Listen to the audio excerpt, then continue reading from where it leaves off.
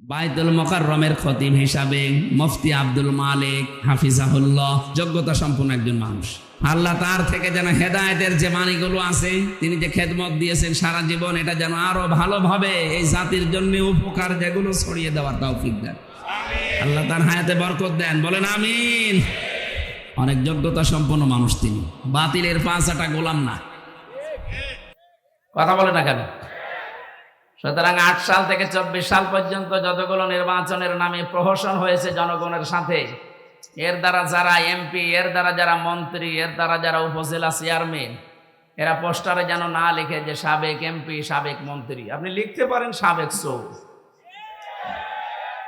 এতটুকু লিখার ক্ষমতা দিয়েছি যে আপনি লিখবেন এখন থেকে সাবেক চৌ। আর যেগুলো দিনের ভোট রাতে করে ফেলেছে তারা লিখবেন সাবেক ডাকাত। আপনি এর ছাড়া অন্তত এই বৈধ শব্দ লিখতে পারেন না যে সাবেক এমপি, সাবেক মন্ত্রী। কে আপনাকে ভোট দিয়েছে বলেন? আপনাকে ভোট কেউ দিয়েছে? আমি নিজে দেশের নাগরিক, কই আমার ৩৩ বছর বয়স, অন্তত 18 বছর থেকে তো ভোট দিলেও 3 বার দেওয়া যায়, একবারও দিতে পারলাম না। একবার 154 জন একেবারে বিনা ভোটে, আর একবার রাতের দিনের ভোট আপনি রাতে করে ডিক্লেয়ার দিয়ে দিন। সুতরাং আমরা চাই এই 15.5 বছরে যারা দায়িত্বে ছিল, সে যে জায়গায় হোক, মন্ত্রী হোক, এমপি হোক, উপজেলা চেয়ারম্যান, মেয়র, যাই বলেন, টাকা ফেরত দেওয়া লাগবে। জানিয়েছেন বেতন হিসাবে, আপনার বেতন নেওয়াও জায়েজ নেই, কারণ এই দেশের জনগণ আপনাকে ভোট দেয়নি। এই কথা বলেন না কেন? এরপরও যারা এই মিথ্যা কথা ছড়াচ্ছেন যে আমরা নির্বাচিত ছিলাম, একটা হাসি মানুষ এত বড় মিথ্যা কথা বলে, এই যে একজন হাসি, এনার বদনাম হবে না? আপনারও মিথ্যা শুনে তো এনার নামে আমার নামও মানুষ বলবে যে হাসি না, এ পাজি। এই জন্য আমরা হজ করেছি টাকা খরচ করে, আপনার মতো রাষ্ট্রের টাকা দিয়ে না। আপনি এমন কাজ করবেন না যেন আমাদের উপর আবার বদনাম আসে যে এ তো হাসি না, হাসি মানে মিথ্যা কথা বলে, এমন হয় পাজি। কথা বুঝেন? আমরা একটু চেষ্টা চালাবো এরকম যেন কেউ মিথ্যা আর ছড়াতে পারে না। এই জন্য আজকে রায় হয়েছে, যারা পালিয়েছে, এই 2 বোন সহ যারাই পালিয়েছে এই দেশ থেকে অবৈধভাবে, এই মানুষগুলোর কোনো কথা আর প্রচার করা যাবে না। উস্কানিমূলক যেটা, বিদ্বেষমূলক যেটা দেশের বিরুদ্ধে যায়, হাইকোর্টে আজকে রায় অলরেডি দিয়ে দিয়েছে। সুতরাং এই কাজ কেউ করলে কিন্তু তার এবার আইনগতভাবে খবর আছে। ওরা নিজেরা মোবাইল করে, নিজেরাই ওইটা আবার রেকর্ড করে, এডিটিং করে, ওইটা আবার নিজেরাই ফ্ল্যাশ করে দেয়। সব বানানো ওদের, কোন ষড়যন্ত্র কাজ হবে না। যতগুলো ইস্যু তৈরি করছে সব মুখ থুবড়ে পড়েছে। এই কথা বলেন না কেন? এখন আবার ইসকন দিয়ে আরম্ভ করেছিল। এই ইসকন যারা, এ মানুষগুলো কিন্তু সরাসরি হিন্দু না, এগুলো ইহুদিদের দ্বারা পরিচালিত। ওদের প্রতিষ্ঠাতা যেই লোক, নাম শুনেছেন? শেষে ওর নামের শেষে ডিগ্রি দেওয়া আছে প্রভুপাদ। হ্যাঁ, এটা ওর ডিগ্রি, প্রভু। আমার হয় সবসময় পাদের উপরে আছে। এই লোকটা একটা ইহুদি, অথচ খ্রিস্টান চার্চে লেখাপড়া করেছে।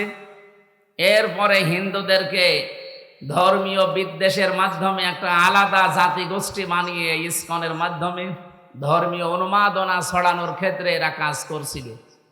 ওনারা বসে বসে আর কাজ পায়নি, এখন এদেরকে দিয়ে এদেশে বিশৃঙ্খলা তৈরি করার জন্য ফাঁদ পেতেছিল। ফেসবুকের কোনো তথ্য এখন থেকে আর বিশ্বাস করবেন না।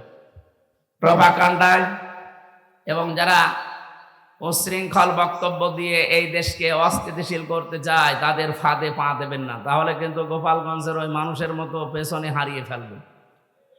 এমন পিটানো পিটিয়েছিল, ওই কয়দিন গোপালগঞ্জ থেকে ঢাকায় আসতে, বসে আসলে 300 টাকা, দাঁড়িয়ে আসলে 1000 টাকা। এই কথা বলছে না, বসতেও পারতো না। এই জন্য আগামীতে এরকম করলে কিন্তু প্রশাসন এবং প্রধান যিনি দায়িত্বে আছেন এ দেশের, সেনাপ্রধান ঘোষণা অলরেডি দিয়ে দিয়েছে, কেউ যদি এরকম কিছু করে দেশে অস্থিতিশীল পরিবেশ তৈরি হচ্ছে। আর যদি ঘূর্ণাক্ষর আমরা জানতে পারি, ঠিক ওই রকম পেছনে এমন ভাবে লাল করা হবে, বান্দরের পেছনে তার কি লাল, তার চাইতে বেশি হয়ে যাবে। এই জন্য আমরা যেন সাবধান থাকি। যে আল্লাহ আমাদেরকে বিশাল পাথর নামিয়ে যে কথা বলার মতো একটা যোগ্যতা দিলেন, পরিবেশ তৈরি করে দিলেন।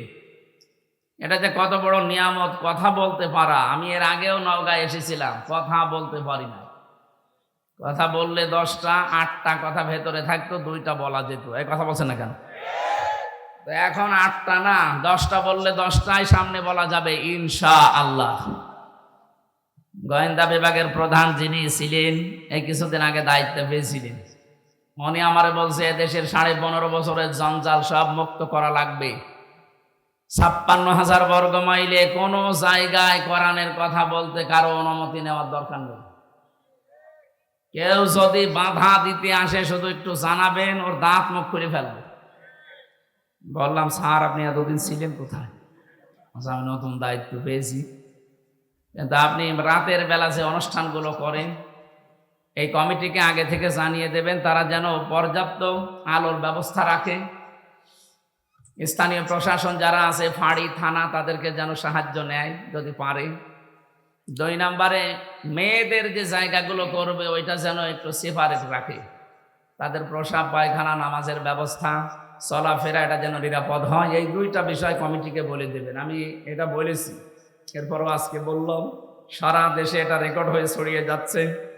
যারা রাতের বেলা অনুষ্ঠানগুলো করবেন এই 2টা শর্ত মানবে।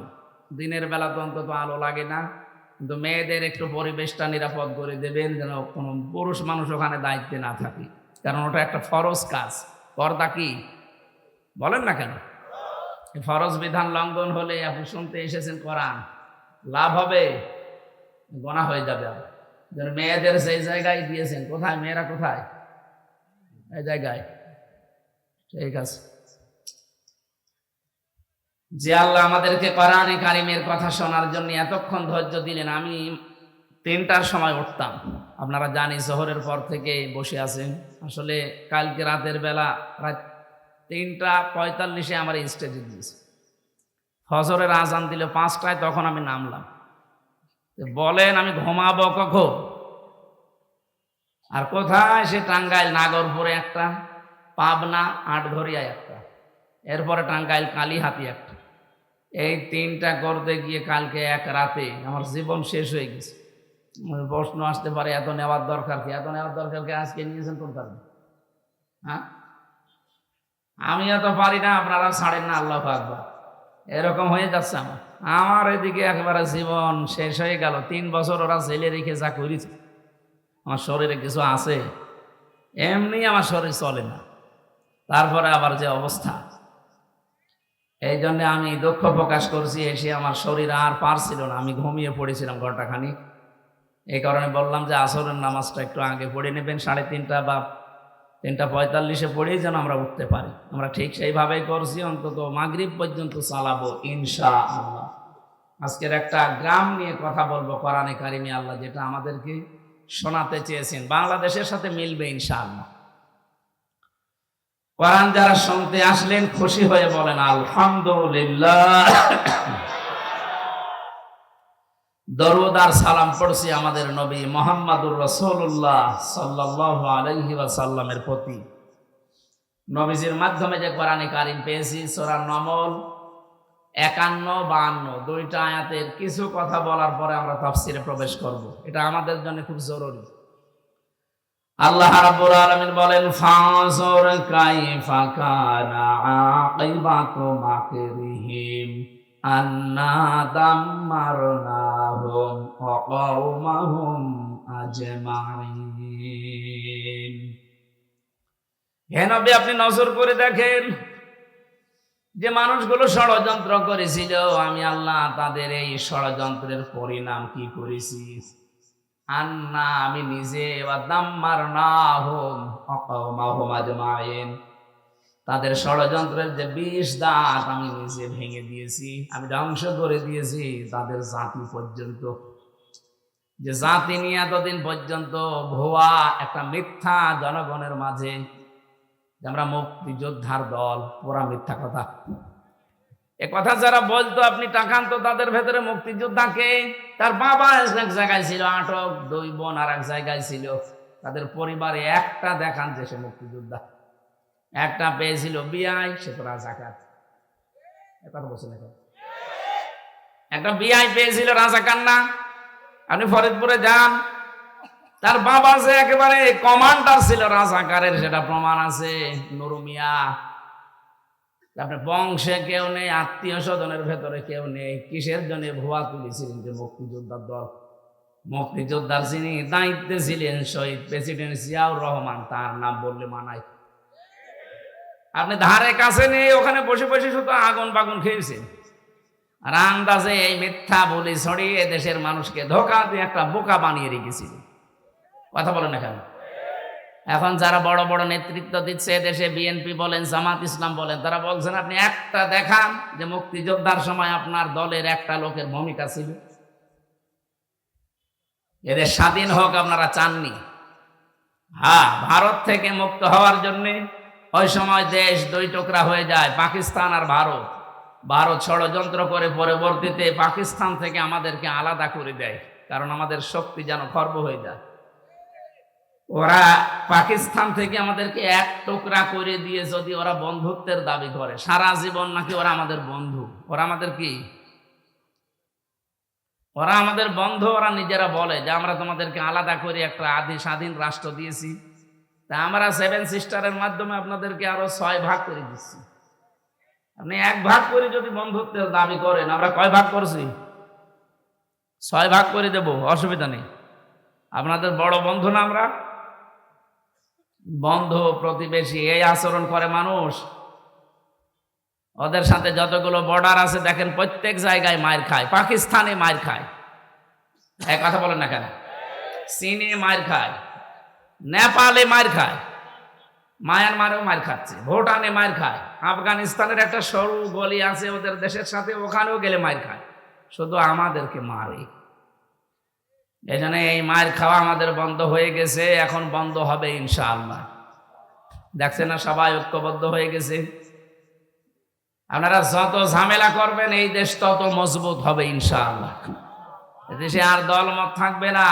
এদেশে এখন সবাই এক, আমরা সবাই মাজলুম। কথা বলেন না কেন? যেন কিচ্ছু হয়নি। যারা যা করছে উস্কানিতে পা দেওয়া যাবে না।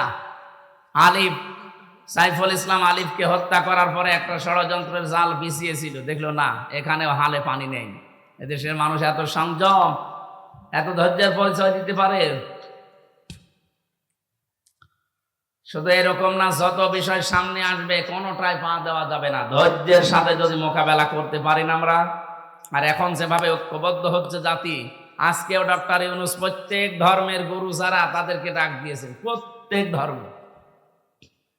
সে মুসলমান বলেন, হিন্দু বলেন, খ্রিস্টান বলেন, বৌদ্ধ বলেন, মুশরিক বলেন, যারাই আছে দেশে সবার গুরু যারা তাদেরকে ডাক দিয়ে ঐক্যবদ্ধ করার চেষ্টায় আছে। লোকটার মাথায় কিন্তু বুদ্ধি আছে, দেখেছি? এসে এক ঘুমকে দিয়েছিল, এখনো পর্যন্ত ওদের ঘুম আরাম হয়ে গেছে। বলেছিল বাংলাদেশ যদি শান্তিতে না থাকে 7 সিস্টারও শান্তিতে থাকবে না। গত পরশু দিনে টক শো দেখেননি? আপনারা তো এসব খেয়াল রাখেন না, আপনারা তো আল্লাহর ওলি। 45 মিনিট আমি দেখছিলাম, আমি ঢাকাতে ছিলাম। 7 জন হিন্দু মিলে পাগল হয়ে গেছে ডক্টর ইউনূসের এই একটা কথা নিয়ে। ডক্টর এনায়েতুল্লাহ আব্বাসী হাফিজাহুল্লাহ উনি কয়েকটা ফর্মুলা দিয়েছিলেন সরকারকে, যে এইগুলো করেন ওরা বাপ ডাকবে আমাদের। এতদিন তো দাদা ডাকতো, বাপ ডাকবে। ওদের বাপ হওয়া ঝামেলা, কারণ ওদের মা তো গরু। বাপ ডাকলে তো আরেক সমস্যা। ওদের মা যদি গরু হয় তাহলে বাপ হবে ওই যে ওই জিনিস, যাদের আমাদেরকে বাপ ডেকে ফেলবে শেষ পর্যন্ত। পাকিস্তান থেকে শুধু চিনি এসেছে, এই পাগল হয়ে গেছে ওরা। তুরস্ক থেকে কিছু মাল আসতে আরম্ভ করেছে। চীন থেকে এখন এই বাণিজ্যিক সম্পর্ক বাড়ানোর জন্য বাংলাদেশ জামাত ইসলাম সহ বিএনপি সহ প্রায় 18 জন না 19 জন গেছে কয়েকদিন আগে, ফিরে এসেছে পরশুদিন। যে চুক্তিগুলো করে এসেছে শব্দ জানতে পারছে, ও শয়তানদের মাথা সে মানে কেউ হইল কি। মধ্য এশিয়ার আশপাশে যতগুলো দেশ আছে সব দেশ যদি ভারত ছাড়া চলতে পারে, বাংলাদেশও চলতে পারবে ইনশাআল্লাহ। ওদের কোনো দরকার নেই। শুধু বাংলাদেশের এই 18 দল বাদ দিয়ে, না কয় দল দেন? 14 দল। এই 14 দল বাদ দিয়ে আমরা যারা আছি সবাই মাজলুম। সবাই কি? আর মাজলুমের কোনো দল নেই। এ দেশের জন্য আমরা সব এক। এই কথা বলেন না কেন? ভারতের সব জাতি মিলে যদি দেশের জন্য এক হয়ে যেতে পারে, ওরা অন্যায় করছে তারপরেও এক, আর আমরা ন্যায়ের পথে এক থাকতে পারবো না মানে? ওয়াতাসিমু বিহাবলিল্লাহি জামিয়া, সবাই এক হও, এ নির্দেশ কার? মানে এর ভেতরে যদি কেউ ফাটল ধরায়, বিভিন্ন ইস্যু তৈরি করে, বুঝবেন এটা জাতির বেঈমান, সে যেই হোক। এখনো পর্যন্ত অনেক ইসলামী নাম নিয়ে, অনেক আলেম ওলামা পীরের নাম নিয়ে জাতির ভেতরে এখন ফাটল ধরানোর চেষ্টায় আছে যে না, ওরা আকীদা ঠিক নেই, ও বিএনপির জিয়াকে মানে, ও জামাত ইসলামের মওদুদিকে মানে, এই সমস্ত কথা বলে অনেকে ফাটল ধরাবে, ওর দাঁত সামনাসামনি খুলে ফেলবে। এখন আমার দেশ থাকছে না, আর ও ফতোয়া দিচ্ছে কোন কার কি বিশ্বাস ঠিক নেই। ওগুলো আগে পরে, আগে আমার দরকারে দেশটা শান্ত করার। কথা বলেন না কেন? এই জন্য আমরাও আহ্বান জানাই আলেমদের পক্ষ থেকে, জাতীয় মসজিদের খতিব যিনি মুফতি আব্দুল মালিক সহ প্রত্যেকে জানাচ্ছে সরকারকে, আপনি ভারতের এই ব্যবসা বাণিজ্য সব বন্ধ করে দিন, আমদানি রপ্তানি সব বাইরে, বিশেষ করে চীন, পাকিস্তান, তুরস্ক, এদের সাথে আরম্ভ করেন, সৌদি আরবের সাথে। দেখেন ওরা পাগল হয়ে শেষে ছেলেকে বাপ ডাকবে। কারণ পৃথিবীতে সবচাইতে বেশি ভয় পায় মরণে হিন্দুরা। মুশরিক যারা, তারা সবচাইতে বেশি ভয় পায়। ওয়ালা তাজিদান্না আহরাসান নাসি আলা হায়াতিউ ওয়া মিনাল্লাযিনা আশরাকু, কোরআনের আয়াত। সূরা বাকারার ভেতরে আল্লাহ জানিয়েছেন, হে নবী, ওরা জীবনের প্রতি এত মায়া ওদেরকে যদি বলেন 1000 বছর বেঁচে থাকবা, ওরা খুশিতে গদগদ, বলবে আরো বাঁচতে চায়। তার মানে বেশি দিন বেঁচে থাকার আকাঙ্ক্ষা মুশরিকদের। কাদের বলেন? আমাদের দ্বারা ঈমান আছে, আমাদের বেশি দিন বেঁচে থাকার আকাঙ্ক্ষা নেই। আমরা তাড়াতাড়ি যেতে পারলেই বাগানে যেতে পারি। বাগান মানে জান্নাত। বলেন বলেন। আল্লাহ রাব্বুল আলামিন বলেন, আল্লাযীনা তাতাওয়াফাহুমুল মালাইকাতু তাইয়্যিবিনা ইয়াকুলুনা সালামুন আলাইকুম উদখুলুল জান্নাতা বিমা কুনতুম তা'মালুন। বলেন আল্লাহু আকবার। সূরা নাহাল 14 নম্বর পারার 9 নম্বর পৃষ্ঠা 13 নম্বর লাইনের 32 নম্বর আয়াতে আছে, আপনি যখন মরণের বিছানায় আছাড় খেয়ে পড়বেন, ফেরেশতারা আসবে, বলবে আল্লাহর বান্দা, জীবনটা পবিত্র করে রেখেছিলে এই ঝঞ্ঝা বিক্ষুব্ধ পৃথিবীতে, যেখানে সবাই গুনার কাজ পাল্লা দিয়ে করে, সেখানে নিজেকে বাঁচানোর জন্য, পবিত্র রাখার জন্য বহু চেষ্টা তুমি করেছিলে। এজন্য ফেরেশতা বলবে, ইয়াকুলুনা সালাম, শান্তি তোমার উপরে বর্ষিত হোক, উদখুলুল জান্নাতা, প্রবেশ করো আল্লাহর এই জান্নাতে, বিমা কুনতুম তা'মালুন, এতদিন যা করেছো তার পুরস্কার প্রতিদান আল্লাহ এইটা তোমাদের দিয়েছেন। এজন্য আমরা জীবনকে যারা পবিত্র রাখতে চাই, এই পৃথিবীতে এত গুনার লাইনগুলো খোলা আছে, স্রোতের মতো মানুষ গা ভাসিয়ে দিচ্ছে। কঠিন পরিস্থিতিতে আমরা যারা এখনো আমাদের চরিত্রের উপরে টিকে আছি, আমাদের ঈমানের উপরে, মরণের বিছানায় যখন আছাড় খেয়ে পড়বেন, দেখবেন অবশ্যই ফেরেশতা এসে জান্নাত দেখাবে। গতকালকে কুমিল্লায় বাংলাদেশ জামাত ইসলামীর একটা কর্মী সম্মেলন ছিল। সভাপতির বক্তব্য শেষ হওয়ার পরে মাইকে ঘোষণা দিচ্ছে 8টা দামি মোবাইল এবং একটা টাকা ভর্তি মানি ব্যাগ পাওয়া গেছে, যাদের হয় প্রমাণ দিয়ে এটা নিয়ে যাবেন। পৃথিবীর ইতিহাস পাল্টিয়ে ফেলেছে। আপনি দেখান তো বাংলাদেশে কোন সমাবেশের পরে ঘোষণা দেওয়া হয় যে মোবাইল পাওয়া গেছে 8টা? আমি তো আজ পর্যন্ত দেখা দূরের কথা শুনিও নাই। কথা বলে দেখেন, যারা গিয়েছিলেন মানুষ না, এদের ভেতরে লোভ নেই, লালসা নেই। জীবনটা এমন ভাবে তারা পবিত্র তৈরি করছে, এমন ভাবে চরিত্রকে অর্জন করছে, বানাচ্ছে, এগুলো পাওয়ার পরেও সে মানুষগুলো মানুষের হাতে পৌঁছিয়ে দেওয়ার জন্য ব্যস্ত। যারা হারানো জিনিস ফিরে পাওয়ার পরে যে মানুষগুলো ফেরত দিতে ব্যস্ত থাকে, এদের কাছে যদি আপনি এদেশের কোনো কিছুর দায়িত্ব দেন, 1 টাকাও এদিক ওদিকে হবে না। আমরা এরকম চরিত্রবান মানুষ চাই দেশে। কথা বলেন ঠিক কিনা? এগুলো যদি কেউ না করে, তার পরিণাম কি হবে? ফাতিলকা বুয়ুতুহুম খাবিয়াতাম বিমা যালামু। এদিকে তাকান। যারা আরবি গ্রামার বোঝে এখানে ফা দিলেন আল্লাহ বক্তব্য শুরু করার আগে। ফা 19টা অর্থে আসে। আল্লাহ যেন এভাবে কুদরতি আঙ্গুল দিয়ে দেখাচ্ছে, ফাতিলকা বুয়ুতুহুম, বাইতুনের বহু বচন বুয়ুত। আল্লাহ বলেন, হে নবী, এই সেই ঘর, এই সেই, ভালোভাবে মিলান, এই সেই ঘর, খাবিয়াতাম বিমা যালামু, আল্লাহ ওজার গৃহ বানিয়ে দিয়েছেন, পরিত্যক্ত করে দিয়েছেন, জনশূন্য করে দিয়েছেন তাদের জুলুমের কারণে। আয়াতটা নাযিল হয়েছে ১৫০০ বছর আগে। আয়াতের উদ্দেশ্য হযরতে লূত নবী আলাইহিস সালামের জামানায় যারা সমকামী ছিল তাদের। এখন আমি আয়াতটা বাংলাদেশে ২০২৪ সালের ৫ আগস্টের সাথে মিলিয়ে দেখলাম, মিলে গেছে।